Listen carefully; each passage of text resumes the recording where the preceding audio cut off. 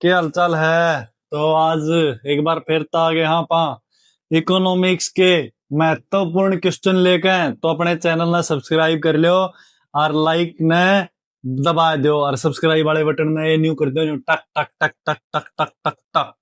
चलो पहले क्वेश्चन के साथ शुरू करांगे।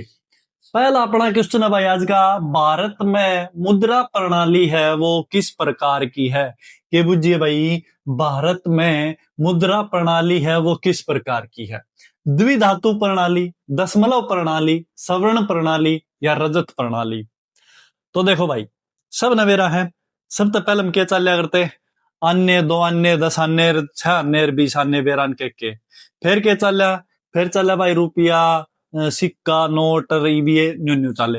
अरीब के चला सीधा गूगल पे, पेटीएम, फोन पे, ये वो फोन पे, सब कुछ न्यू चल रहा है। लेकिन असल में कागजों में देखा जाए तो भारत में जो मुद्रा प्रणाली है वो दशमलव प्रणाली की है।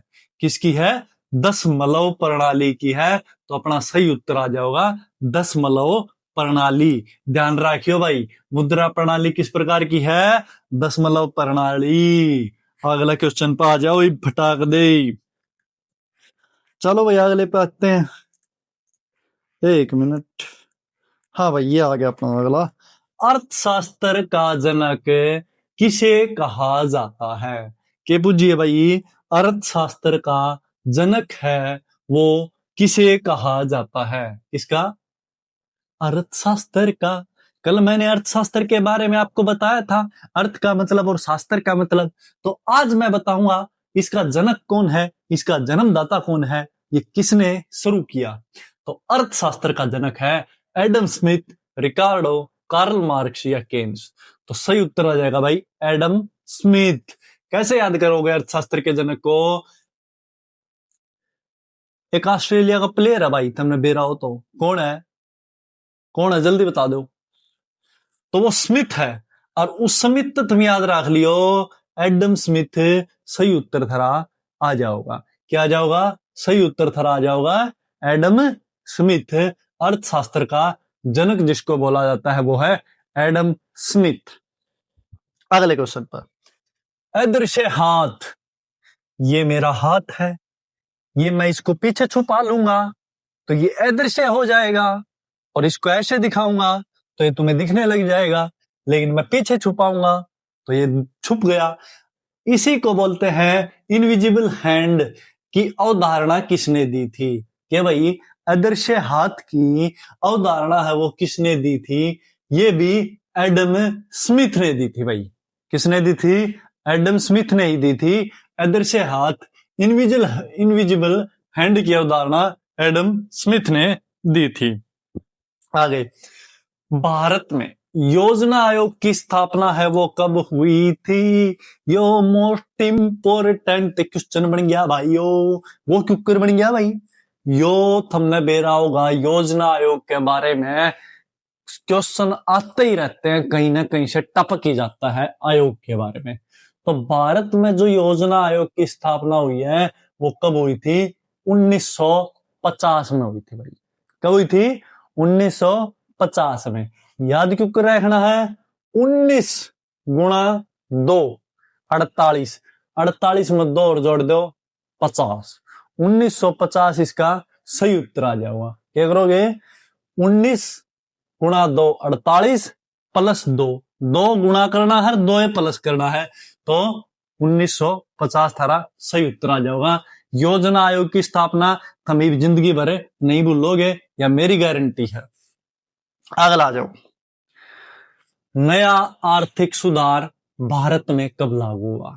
ये बुझी भाई, नया आर्थिक सुधार, जो आर्थिक सुधार होता है वो नया आर्थिक सुधार है वो भारत में कब लागू हुआ? कब लागू हुआ भाई सुधार भारत में? मन तो अब तक भी नहीं लग रहा है भारत में कब सुधार हुआ है। क्यों? ये तो क्या मन के में बिगड़ता जा है, सौदा जमा तैस नैस होता जा है। तो भाई वैसे अगर बात की जाए तो आर्थिक सुधार जो भारत में लागू हुआ था वो 1991 में हुआ था। कब हुआ था भाई? 1991 में। अब इसको कैसे याद करोगे? अगर बात आ जाती है नया आर्थिक सुधार की, भारत में लागू होने की, तो इसको याद करने की ट्रिक है 19। 19 का उल्टा फेर लिख दो आगे जाके 91। 1991 में नई आर्थिक सुधार हुई थी भारत के अंदर। ठीक है, आगे आ जाओ। आगे भाई, 1991 के सुधारों के 3 प्रमुख स्तंभ क्या क्या हैं? जो ये 1991 में सुधार हुए थे, इसकी जो शुरुआत हुई थी, उसके 3 मोस्ट इंपोर्टेंट प्रमुख जो है स्तंभ थे, वह कौन कौन से थे भाई? उदारीकरण, निजीकरण, वैश्वीकरण, शिक्षा, स्वास्थ्य, कृषि, कर, मुद्रा, रोजगार, उद्योग, कृषि, सेवा। तो इसका सही उत्तर आ जाएगा उदारीकरण। उदारीकरण, उधार लियोड़े हमने देने पड़ेंगे। निजीकरण, निजीकरण किसा द्वारा भाई? मान लो निजी, निजी क्यों है? प्राइवेट। अगर तुम प्राइवेट बैंक का कर लोगे तो तुम्हें वो भी देना पड़ेगा। वैश्वीकरण, विश्व में कोई भी आदमी हो उस तरह भी कर लोगे तो तुमने वो भी देना पड़ेगा। अगर तुम जब सारे कर दोगे ना, ये जब कर दोगे, ये जो टैक्स दोगे, ये सारे जो तुम रुपये ले रहे हो, अगले अंदर उधार ले रहे हो, टुकड़े भी ले रहे हो, वह जब दे दोगे ना, जब अपना क्या होगा? सुधार होगा। के सुधार होगा। और ये प्रमुख स्तंभ थे 3 1991 के भाई? उदारीकरण, निजीकरण और वैश्वीकरण। निजी प्राइवेट कर, उदारीकरण किसी तो उधार ले रहा है, वैश्वीकरण विषयों का कर। ठीक है, तो यो ध्यान रख लियो, ट्रिक जमा करने जब की है भाई, भूल नहीं पाओगे जिंदगी भर, यह भी मेरी गारंटी है। और बात सही हो तो चैनल ने सब्सक्राइब ठोक दो। अगला पा जाओ भाई बापा, चलो। तो राष्ट्रीय आय का अनुमान कौन लगाता है? यो मैंने काल भी कराई थी भाई थरते हो क्वेश्चन, और आज फिर करा दू मैं थोड़ा। राष्ट्रीय आय का, जो अपनी आय हुआ है, उसका अनुमान कौन लगाता है? ये भाई अपनी खुद की आय है, उसका अनुमान कौन लावा? भाई अपनी खुद की आय ने हम लावांगे। ओहो, इनके मैं 30 दिन उड़ा गया, तो भाई मैं कंपनी में गया 20 दिन, तो मेरे 20 दिन की कितनी सैलरी बनी? इतनी बनी। तो वो हम क्या बना वहां? अनुमान लावा। लेकिन पूरे राष्ट्र की आय का अनुमान कौन लगाता है? केंद्रीय सांख्यिकी कार्यालय, CSO। कौन लगाता है भाई? CSO। CSO। कंपनी का CEO कौन होता है? CEO। कंपनी का तो CEO होता है, लेकिन इस पूरी आय का अनुमान कौन लगाता है? CEO नहीं, CSO। भाई वो CEO है ना, CEO तभी बड़ा है वो CSO। तो यो ध्यान रखियो, CEO तो क्या बन जाओगा? CSO। तो CSO जो है सेंट्रल वाला केंद्रीय सांख्यिकी कार्यालय। ठीक है, तो अपना यो सही उत्तर आ जाएगा। अगला जाओ, गरीबी रेखा की अवधारणा किसने दी? ये पूछी भाई, गरीबी रेखा की अवधारणा। ये गरीबी रेखा गुरु जी, अरे जो तुम कोट्टा माता दाना लियाओ सो, सरसों को तेल लियाओ हो, चीनी लियाओ हो, उसकी बात करूं मैं। वह उस समय मिला है जो गरीबी रेखा में हुआ है, BPL जो पीड़ा कार्ड बनवाई हंडा है, उस समय के मिला है? सरसों का तेल मिला भाई, चीनी मिला भाई, और भाई गेहूं मिली भाई, रजाडा में बाजरा मिला। तो यह गरीबी रेखा की जो शुरुआत करी थी वह किसने करी थी? दादा भाई नौरोजी ने। किसने? अपने दादा थे। कौन थे भाई अपने दादा? नौरोजी, दादा भाई नौरोजी। इस तो याद रख लियो, गरीबी रेखा अपना दादा परदादा तो चलती आ रही है, तो तुम उससे तो याद रख लियो दादा भाई नौरोजी। हो गया याद? गरीबी रेखा तड़का तुमने पूछ लिया फिर भाई BPL क्या उदाहरणा किसने की, गरीबी रेखा क्या उदाहरणा, तो क्या बताओगे? गुरुजी हमारे दादा परदादा थे और उन तो भाई आई थी या, तो उस तक के था दादा भाई नौरोजी। ठीक, बिल्कुल सही। आगे आ जाओ फटाफट। हरित क्रांति है वो किस क्षेत्र से जुड़ी है? ये बुझी भाई, हरित क्रांति है वो किस क्षेत्र से जुड़ी हुई है? हरित क्रांति, हरित क्रांति, हरी भरी क्रांति। तो हरी भरी भाई क्यों है भाई? हरी भरी समझ गए हो गया? हरी भरी टंटना कृषि, अपनी खेती, खेती के वक्त हरी भरी। ये हमने सरसम बो दी, थोड़े दिन पाछे देखियो खेता में जाकर कति सारा किता रहा सौदा दिखेगा जमा हरी भरी, तो उसने क्या कहेंगे, कृषि से ही उत्तर हो जाओ है हरित क्रांति। हरित क्रांति जुड़ी हुई है वो कृषि से जुड़ी हुई है। आगे आ जाओ। भारत में सर्वाधिक रोजगार देने वाला क्षेत्र कौन सा है? बिल्कुल सही बात भाई, सबसे ज्यादा रोजगार देने वाला क्षेत्र कौन सा है? उद्योग क्षेत्र। पढ़े लिखे होगे ना भाई, जब तुमने उद्योग में नौकरी मिलेगी। सेवा क्षेत्र, जब कोई गवर्नमेंट एग्जाम क्लियर कर दोगे, जब जाकर तुमने सेवा क्षेत्र में लगेगी। और निर्माण क्षेत्र, तुमने क्या काम धंधा करना आता होगा, तुमने क्या बनाना धनाना आता होगा, तो तुमने इस क्षेत्र में नौकरी मिलेगी। लेकिन कृषि क्षेत्र, थारी खुद की खेती हो चाहे दूसरे की खेती हो, तुम उसके भीतर भी जाकर खेती करोगे ना, तो तुमने रोजगार मिल जाओ है। मतलब सबसे ज्यादा रोजगार देने वाला क्षेत्र कौन सा है? कृषि क्षेत्र है। कौन सा है भाई? हमारा अपना कृषि क्षेत्र है। कृषि एक ऐसा है जो कि सबसे ज्यादा रोजगार देता है, कहीं भी जाके देख लो किसी भी चीज में। ठीक है, आगे चलते हैं हम। कृषि है तो जीवन है। ठीक है, मंदी, रिसेशन का अर्थ क्या है? क्या बुझी भाई, रिसेशन का अर्थ क्या है? मंदी का अर्थ न्यू नहीं कहते अगर मंदी आ गया बाजार में तो मंदी आ गई भाई, न्यू हो गया भाई, तो वह है रिसेशन का अर्थ क्या है? उत्पादन में वृद्धि, मूल्य वृद्धि, आर्थिक गतिविधियों में गिरावट या रोजगार में वृद्धि। भाई वृद्धि तो होता है बढ़ना, और मूल्य वृद्धि यह भी वृद्धि होगी, और रोजगार में वृद्धि यह भी वृद्धि होगी। तो सही उत्तर आ जाएगा आर्थिक गतिविधियों में गिरावट। जो हम कुछ कर रहे हैं उसके अंदर गिरावट आ जाती है, जैसे कि हमारी शेयर मार्केट है वो गिर जाती है, तो उसमें क्या आती है? वो गिरावट आ गई तो क्या आ जाती है भाई? मंदी आ जाती है। मंदी का मतलब ही क्या होता है? गिरावट होना। तो ये ध्यान रखना, कभी कोई वृद्धि ठोका हो गलत हो जाएगा। अगला आ जाओ, अगला आ जाओ, फटाफट अगला आ जाओ भाई। ओहो क्या हो गया? एक मिनट एक मिनट एक मिनट एक मिनट एक मिनट भाई, एक मिनट।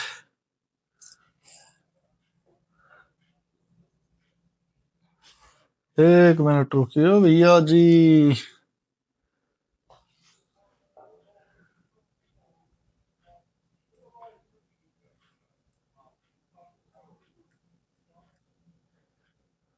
मौद्रिक, अगला आ जाओ भाई। मौद्रिक नीति समिति एमपीसी में कितने सदस्य होते हैं? क्या पूछा है? मौद्रिक नीति समिति एमपीसी में टोटल कितने व्यक्ति होते हैं, कितने सदस्य होते हैं? तो एमपीसी में सदस्य होते हैं भाई 6। कितने होते हैं? 6। मौद्रिक नीति समिति है वो 6 लोगों से मिलकर बनी होती है, मतलब कि छक्कों से मिलकर बनी होती है। किससे मिलती बनी होती है? छक्कों से मिलकर। गलत मतलब ये हो रहा है, ध्यान रखो इस बात में। मतलब थोड़ा एक ट्रिक बताऊं मैं याद करने की। एमपीसी में कितने सदस्य होते हैं? 6 सदस्य होते हैं। कितने भाई? 6 सदस्य होते हैं मौद्रिक नीति में, एमपीसी में। अगला, भारत में केंद्रीय बजट हर साल कब पेश किया जाता है? कल मैंने क्या बताया था भाई, भारत में बजट कौन पेश करता है, और आज मैं थारे से क्या पूछ रहा हूं, भारत में केंद्रीय बजट हर साल कब पेश किया जाता है। आज मैंने डेट पूछ ली थारते, तो यार डेट बता दो। 1 जनवरी, 1 फरवरी, 15 मार्च, 31 मार्च। तो भाई बजट जो है ना, केंद्रीय बजट हर साल पेश किया जाता है 1 फरवरी को। अभी आने वाले टाइम में 1 फरवरी की जब आएगी तब आपको जो है बजट मिलेगा। क्या मिलेगा? बजट देखने को मिलेगा 1 फरवरी। इसको याद कैसे करोगे? केंद्रीय बजट 1 फरवरी, फरवरी में आता है, फड़फड़ाता हुआ बजट पेश होता है। क्या होता है भाई? हम फड़फड़ाने लग जाते हैं और तभी क्या होता है? बजट पेश होता है। तो भारत में केंद्रीय मंत्री जो बजट है वो 1 फरवरी को पेश किया जाता है। आगे, विकासशील देश की मुख्य पहचान क्या होती है? ये बुझिए, विकासशील देश मुख्य पहचान क्या होती है? तो भाई अभी आपने देखा होगा कि हमारे देश का कितना विकास हुआ है, तो उस विकास का कैसे पता चलता है कि हमारे देश का विकास हुआ है? तो ये विकासशील देश की मुख्य पहचान ही कुछ ही है।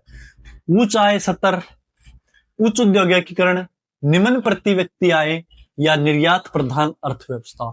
तो निम्न प्रति व्यक्ति आय, कम से कम प्रति व्यक्ति आय कितनी होती है तभी हमारा विकासशील देश बनेगा।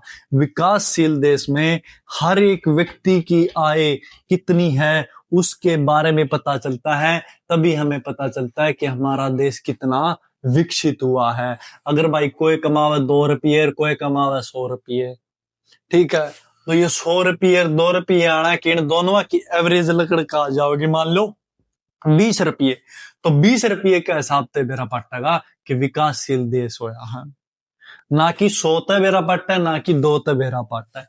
इन दोनों कैंडिडेट की क्या होगी, एवरेज काटी जाओगी, उस एवरेज के अकॉर्डिंग पता चलता है निम्न प्रति व्यक्ति आय। तो ये कौन करता है भाई, विकासशील देश की यही मुख्य पहचान होती है। और चैनल ने सब्सक्राइब कर दो, वीडियो तुमने अच्छी लगती हो तो। अगला पे आ जाओ। मांग और आपूर्ति का सिद्धांत किसने दिया था? केबू जी भाई, मांग और आपूर्ति का सिद्धांत किसने दिया था? Adam Smith. एडम स्मिथ ने क्या करा था भाई, समझ गए होगे, ईव कराया था पीछे। मार्शल, केन्स, रिकार्डो, ठीक है। तो अर्थशास्त्र की जो अवधारणा दी थी वो तो एडम स्मिथ ने दी थी, लेकिन मांग और आपूर्ति का सिद्धांत जो दिया था वो मार्शल ने दिया था। मां से मांग और मां से मार्शल। क्या भाई, मार्शल, मार्शल मांग, मां से मार्शल, मां से मांग। तो इसको ध्यान रखना, मांग और आपूर्ति का नाम आ जाता है तो मां से मार्शल सही उत्तर हो जाएगा। तो ये जरूर याद कर लियो, ठीक है। अगले क्वेश्चन पर आ जाओ। भारत का आर्थिक सर्वेक्षण कौन जारी करता है? ये है भाई मोस्ट इंपोर्टेंट पॉइंट, पॉइंट पे बात करेंगे अब हम। आर्थिक सर्वेक्षण कौन जारी करता है? नीति आयोग, वित्त मंत्रालय, आरबीआई या सांख्यिकी मंत्रालय? भारत का कितना सर्वेक्षण हुआ भाई? आर्थिक सर्वेक्षण पूछा है तो वो वित्त मंत्रालय के पास होता है। कौन जारी करता है? वित्त मंत्रालय जारी करता है आर्थिक सर्वेक्षण को। अभी तुमने आर्थिक सर्वेक्षण एक बार है ना, तुम गूगल पे जाके देखियो, तुमने कुछ इस तरह से ग्राफ टाइप में दिख जाओगा। तो उस आर्थिक सर्वेक्षण ने कौन जारी करा है? वित्त मंत्रालय जारी करा है। कौन जारी करा है? वित्त मंत्रालय जारी करता है आर्थिक सर्वेक्षण को। आगे भाई, वित्तीय वर्ष भारत में कब से कब तक चलता है? यो के बूझ लिया भाई, वित्तीय वर्ष भारत में कब से कब तक चलता है। और इसने मैं न्यू कह दू ना कि मोस्ट इंपोर्टेंट है, आने वाले एग्जाम में जरूर किसी न किसी दिन देखने में मिल जाएगा, या मेरी गारंटी है थारे तक। अच्छा जी, बिल्कुल जी। तो वित्तीय वर्ष भारत में कब से कब तक चलता है? अप्रैल से मार्च तक। बजट कब पेश होता है? 1 फरवरी को। और वित्तीय वर्ष भारत में कब से कब तक चलता है? अप्रैल से मार्च तक। ठीक है भाई, जैसे ही बजट पेश हो जाता है फरवरी में, तो अप्रैल में जाके क्या होता है, 1 अप्रैल से लेके मार्च तक जो है वित्तीय वर्ष है वो शुरू हो जाता है। कौन सा अप्रैल? अगला अप्रैल, अप्रैल से मार्च तक चलता है। ठीक है, आगे आ जाओ। डंपिंग शब्द का प्रयोग है वो किससे संबंधित है? डंपिंग भाई सुनी होगी तुमने। डंपिंग शब्द का प्रयोग विदेशी व्यापार, कर नीति, कृषि नीति, रोजगार नीति। विदेशी व्यापार, डंपिंग तो याद रख लियो भाई। डोंकी मार के गण जाओ हो तुम्हें, विदेश में नौकरी करने जाओ हो या विदेश में व्यापार करने जाओ हो, तो न्यू डंपिंग शब्द का प्रयोग है वो विदेशी व्यापार से संबंधित है। किससे है? विदेशी व्यापार से संबंधित है। डोंकी से डंपिंग और डंपिंग से विदेशी व्यापार। आ गया भाई मोस्ट इंपोर्टेंट एक और क्वेश्चन। नोटबंदी भारत में कब लागू हुई थी? जब प्रधानमंत्री नरेंद्र मोदी जी ने नोटबंद किए थे तो वो कब लागू की गई थी, कब घोषणा की थी? तो ये 2016 में की थी भाई। कब की थी? 2016 में की थी। और इसको याद कैसे करोगे? 2016, 2016 20 का नोट बचा था, जो कि क्या होया था, नोटबंदी नहीं हुई थी। और 20-16 याद रख लियो। 20-16, 14, 15, 16, 17, 16, 2016 में नोटबंदी है वो भारत में लागू हुई थी। क्या हुई थी? लागू हुई थी 2016 में भारत में नोटबंदी। आज का आखिरी क्वेश्चन है भाई, वीडियो अच्छी लगी हो चैनल ना सब्सक्राइब मार दो, अरे वीडियो ने लाइक मार दो, कमेंट में बता दियो भाई वीडियो तुमने किसी लाग गए। आ जाओ विभाग, नीति आयोग का गठन। कल मन कराई थी भाई नीति आयोग के बारे में एक क्वेश्चन, ध्यान हो तो थरे। आज पूछा है नीति आयोग का गठन किस वर्ष हुआ था? नीति आयोग कब से शुरू हुआ था? नीति आयोग का जो गठन हुआ था वो 2015 से शुरू हुआ था भाई। कब हुआ था? 2015 में हुआ था। और ठीक नीति आयोग के 1 साल बाद ही क्या हो गई थी? नोटबंदी हो गई थी भारत के अंदर। क्या हो गई थी? नोटबंदी हो गई थी ठीक 1 साल बाद। तो नीति आयोग का गठन किस वर्ष हुआ? 2015 में। पूछा जाए तो नोटबंदी के 1 साल पहले नीति आयोग का गठन हुआ था। कहीं नीति आयोग का तो नोटबंदी में हाथ नहीं है, लग रहा होगा आपको भी ऐसा। नहीं, ये ट्रिक से मैंने याद कराया है ताकि थारे को दोनों याद हो जाए, नीति आयोग भी और नोटबंदी भी। तो भाई ये थे अपने हरियाणा इकोनॉमी के, इंडिया इकोनॉमी के 20 मोस्ट इंपोर्टेंट क्वेश्चन। हमने किसी लागी वीडियो कमेंट करके बता दो और चैनल ने एक बार सब्सक्राइब ठोक दो। मिलेंगे अगली वीडियो में। जय हिंद, जय हरियाणा, जय भारत। हरियाणा दिवस की सभी को ढेर ढेर सारी शुभकामनाएं। जय हो।